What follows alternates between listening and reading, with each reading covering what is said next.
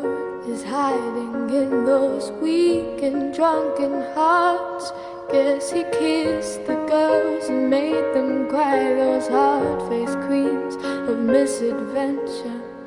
God knows what is hiding in those weak and sunken lines.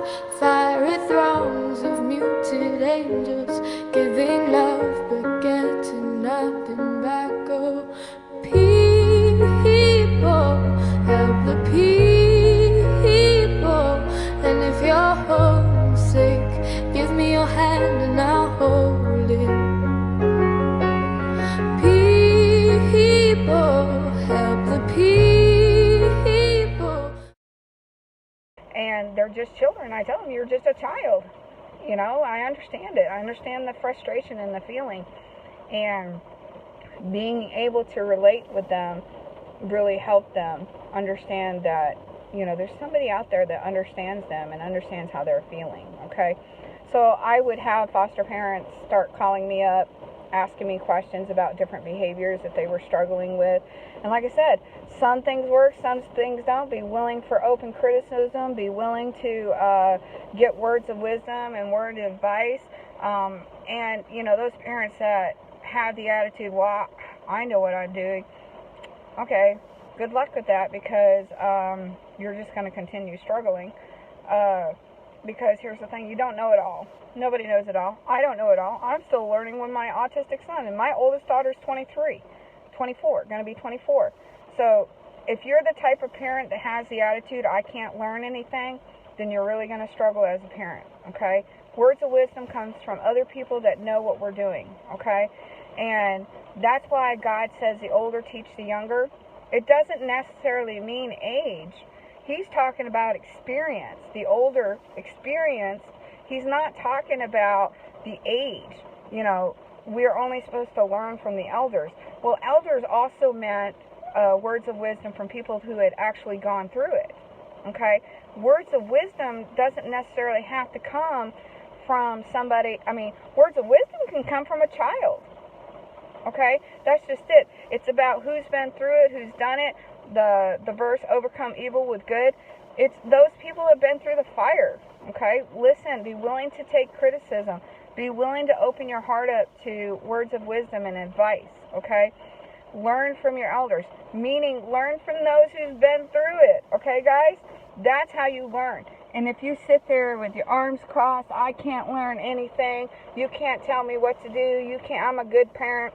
Okay, well, it doesn't have anything to do whether or not you're a good parent or not. But if you're struggling and having issues with your children, then you have to step back and say, what can I do to change?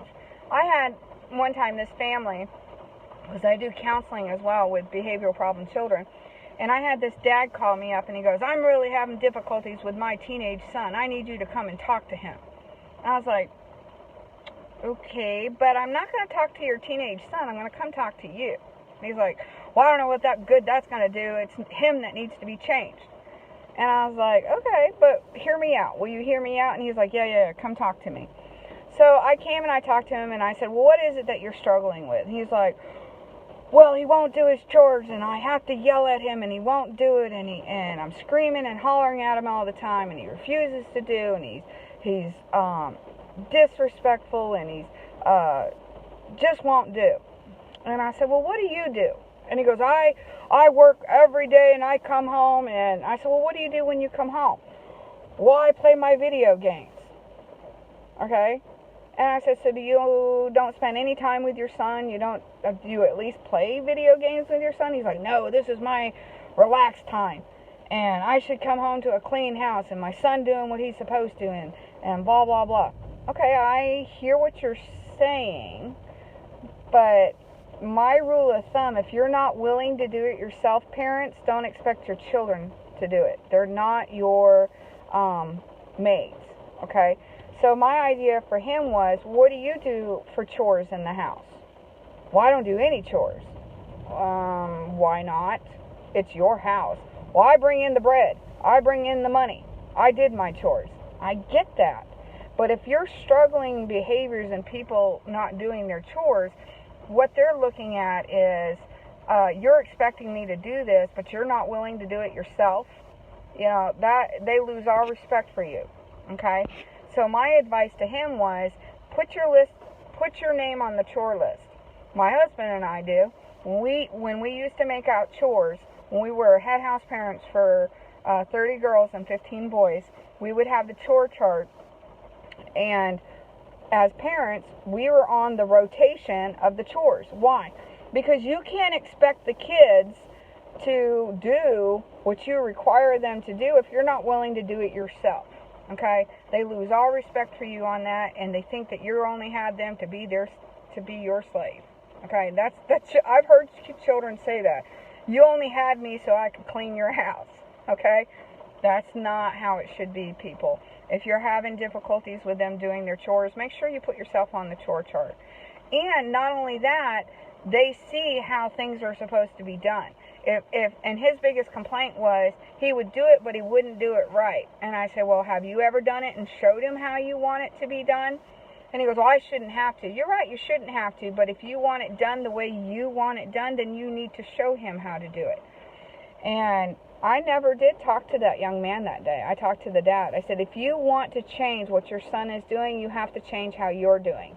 You want him to get up out of his bed, then you go upstairs and you stand there until he gets up out of that bed. It's inconvenient, but you're parenting. Okay? The problem was he was screaming from his chair, from his little video game chair, screaming and yelling. And if he wanted to stop screaming and yelling, he had to stop screaming and yelling.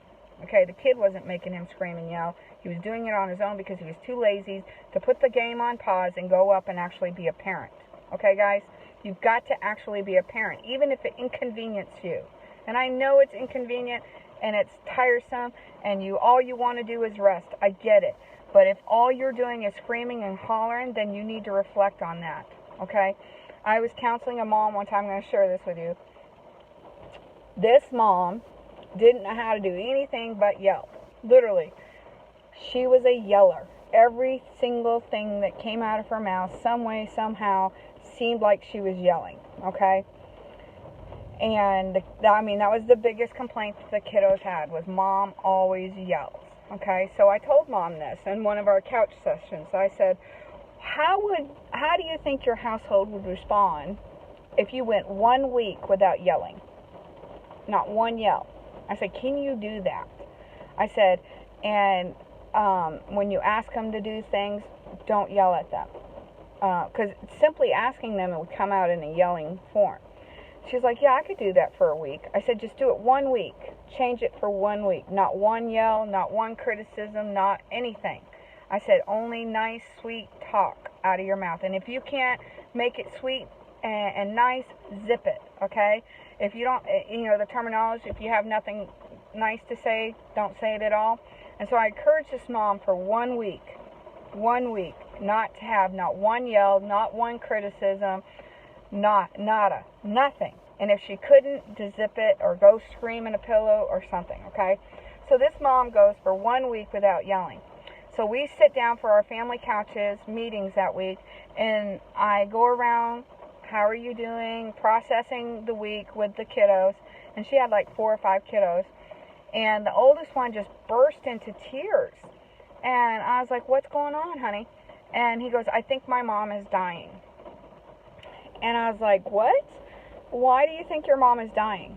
And he goes, because she didn't yell at us at all this week. I think she's dying. And I looked at the mom and I said, so you think that with Mom not yelling that you think she's dying? And he goes, well, why else would she be so nice and be so different? Okay? And so the mom was like, I'm not dying. I chose not to yell this week. And the thing out of Mom's mouth was the kids did everything she asked of them to do. And the kiddos said the reason they did everything that she wanted them to do is because the oldest one thought she was dying. And said, we got to do what Mom asked us to do. I think she's dying. So the whole week, they were being good little kiddos because they thought their mommy was dying. Why? Because they were so used to Mom screaming and yelling, they didn't know what to do with Mom not screaming and yelling. Okay? So the mom's sitting there going, oh my gosh, I'm not dying. I just chose not to yell this week. And they were like, well, we like it when you don't yell. So So, Mom, she accepted the challenge to stop the yelling. Okay, so you can, if you want behaviors around you to change, you need to change how you do things. Same thing, husbands and wives, same thing. If you're a yeller, how would you respond if all of a sudden the person that normally yells at you doesn't yell at you anymore? Throws you off. You're like, oh, are you okay? Okay, so there's the difference there. Okay, so kids are not cookie cut. You've got to understand that, guys. And like I said, there's two different kinds of foster kids. Know which ones you're working with. And if you have any questions, any concerns, let me know. Okay? So I'm more than happy to help. Words of wisdom. Be open to words of wisdom. Be open to criticism. And understand that we're not judging your parenting skills. We're not judging your ability to parent. A lot of times it's a struggle. It's hard. It's hard. When I had the group home with 30 girls and 15 boys, these were children that were abandoned. The group home that we had down in Tampa, Florida, that my husband and I worked at, these children were actually abandoned. They weren't in the foster system. They were pretty much, they had no family to go to. They had behavioral problems. And so working with these behavioral problems, you know, it takes time, it takes understanding, it takes being willing to say, hey, I don't know how to do this. I don't know how to handle this situation. And punishment is not the answer, okay, guys? It isn't about punishment. It's about understanding what the child is going through. It's understanding their need, okay? So it's not necessarily thinking that everything can be changed by punishment, okay? I believe in natural consequences. I believe in teaching children. You know, God tells us to train our children, not spank our, you know, we're not there to scream and yell at them, okay? That's not how you parent, okay? And, you know, children learn by example, okay? So, remember, children are not cookie cut. They do not come in a mold, okay? They have their own personality, their own way of dealing and coping with things. You have some children who, like I said, I had 6 children. They all had different personalities, different ways of dealing with stress. They have different ways of feelings. They have different ways of dealing with anger. They have different ways of dealing with fear. And being able to understand your children, you're not going to understand them. Just understand that you're not going to understand it, okay? And being willing to tell your children when you make a mistake. Don't be one of those type of parents that, I never make a mistake, okay? Be willing to show them that you're human. Be willing to be able to say, I'm sorry, okay? Because you do make a mistake, okay? We are not perfect. Parents are not perfect. We are human beings that are learning, okay? I'm still learning. I have a 3-year-old and my oldest is 24, okay, guys? I have 6 children. I'm still learning, okay? And I'm a person that goes out and teach parents how to be parents. I tell people, I'm still learning. I'm 45 years old and I'm still learning, okay? Still learning because I have a severely autistic son and I'm learning, guys, and I'm not saying I know it all. I go around to other people that have children that are autistic and I say, how do you deal with this? How do you do this? Why? Because I want to learn. I want to be able to be the best parent I can and learn from other parents who go through what I'm going through and what I'm experiencing, okay? So that's how we are able to help each other, is by our experiences and being willing to share that, okay? So be open to, if you need help, be willing to have criticism. Be willing to say, if you need help and I tell you, well, try to do this instead. If you're not willing to actually learn, then don't ask, okay? But foster parents, I know it's difficult and, you know, it's hard, and I appreciate those who are good foster homes. Like I said, I've shut down foster homes, people. I, you know, lived and breathed foster homes for 19 years, grew up in the foster system. Unfortunately, it is something that we have. CPS needs to learn this about families. They absolutely do. And a lot of times, oh, am I still there? Okay. I'm still learning this Facebook thing, guys. All the little buttons and whistles and stuff that they have. I agree. The problem is these foster trainings that they do, they don't teach about the different behaviors. All they do is teach the basic, the cookie cut parenting classes.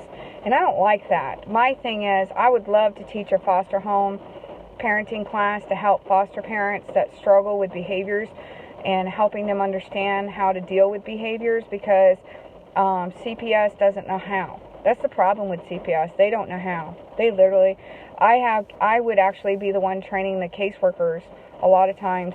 I love getting new caseworkers that were new in the system when I was a parent aid company, because why? I could mold them and teach them I got several caseworkers who quit their job because their supervisors would ask them to do things that they didn't agree with, and they had enough gumption to realize they needed to get out of the system. And I would beg them not to, because here's the reason why: we needed good caseworkers in there that were willing to work with the families and get the children back as soon as possible. But see, that wasn't the supervisor's goal. But my thing was, in a corrupt organization, we need good people in there like myself and those that I really molded, because we needed people to be able to stand up against the corruption. But the unfortunate thing is several of the caseworkers who refused to lie on documents got fired. Okay, so it is sometimes difficult. Oh, I found my glasses, guys. Sometimes it is difficult. Oh, there we go. I can see better. But yeah, I've even offered to teach some foster classes to kind of help families, because I've really helped a lot of foster homes. The 76 cases that we had, I wouldn't just go in and help the families. I'd actually go in and help the foster kids as well. I would actually spend time with the foster kids, take them to Dairy Queen, and they would get more counseling with me than they did with their counselor. In fact, one counselor, which I really appreciated this counselor, including me, because she called me up, she reached out to me, and she said, "This little kiddo won't stop talking about you, Miss Grace." Because a lot of times the kiddos, I have them call me Miss Grace instead of Lucinda. And she goes, "For some reason, all he wants to talk about is wanting you to be in his counseling sessions. He really likes to talk to you." And I said, "Yeah, he talks to me a lot in the car when we transport between." And she goes, "Well, I would like to invite you to come to our counseling session, because he really opens up to you, and I think it would be helpful for him to feel comfortable having somebody that he really likes, and being willing to talk about things that need to be talked about. But he wouldn't do it unless Miss Grace was invited to the counseling sessions." And so I would go, and I would do what's called couches with him and his counselor, and a lot of things was able to be dealt with because this kiddo felt comfortable talking with me. Okay, and it was able to go on record, and the judge was able to see what was going on. Why? Because this counselor was willing to see outside the box that she couldn't help him. That even though she was the therapist and the licensed counselor on this case, she realized this kiddo wasn't going to open up to her. He needed somebody else, and so she invited me to come and help with him. And I really appreciated that, because she put the need of that child first. And that's the key here, guys. You need to put the needs of the child first, okay? These parents that I help, the first thing that comes out of my mouth, I don't do this for them. I don't do it for the parents. I don't do it for CPS. I don't do it for the foster parents. I do this for the kiddos. I do this because the kiddos don't have a voice. The kiddos don't know how to express what they're experiencing. They don't know how to express what they need. And that's why I tell people, if they're having behaviors, there's something wrong. There's something that they need to say that they don't know how to say. Okay? So, little words of wisdom. I'm not perfect. I don't claim to be. I don't claim to know it all. I don't claim to be a guru or anything like that. But I do know, I've lived and breathed it. And if I can help, and if you're willing to try new things, if you're willing to think outside the box, that's what I try to do. I try to help these kids. I try to figure out, like I said, it's difficult. We're not mind readers. It would be wonderful if we were actually, zero in on what these kiddos are thinking. But unfortunately, We don't have that ability. So trial and error sometimes is what we have to do. But I am all about natural consequences. I'm all about reaching out to these kiddos based on what they're needing. So you have any questions, any concerns? If all you're going to do is criticize and be negative, I'll just delete those comments. Just know I do that because I'm not for that. We're here to help the children, and that's what I'm here for. So any questions, any concerns, reach out to me. I instant message. I will try to get back to you. I am very busy, though. You understand I do have a 3-year-old, a 6-year-old. I've got 2 adult children that live in the home who are also disabled. I have a disabled husband, so I'm very, very busy. I have a lot of people that depend on me, but I'm always here to help when I can.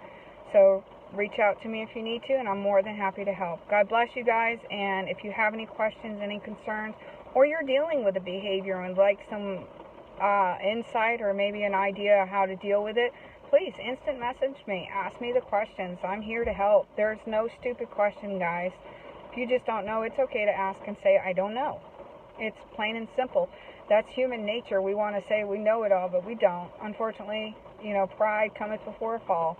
So know that you're not perfect. You're going to make mistakes, but being willing to say I'm sorry is a real good key in parenting, okay, guys? And let your kids know you're not perfect. You're going to make mistakes. And when they scream at you, this is my favorite part. When I was in the group homes, even my own children would do this. I hate you. I go, I love you too. Why? Because even though you're hearing I hate you, that's not really what they mean. Okay, guys? And lashing back saying, well, I hate you too. No, that's not how you parent. Okay? It's I love you too. Okay? They're just saying that to hurt you, to get a rise out of you. And when you don't give them the rise they want, it makes them mad. I know my one daughter, when she'd scream at me, I hate you, I hate you. I love you too, sweetheart. Okay? They don't mean it. They're just children. They're just lashing out. Okay? Don't take it personally. That's the one thing about parenting. Don't take it personally, okay, guys? Because they will know what pushes your little buttons, okay? Just don't let them push those buttons, okay? You got to train yourself as well, okay?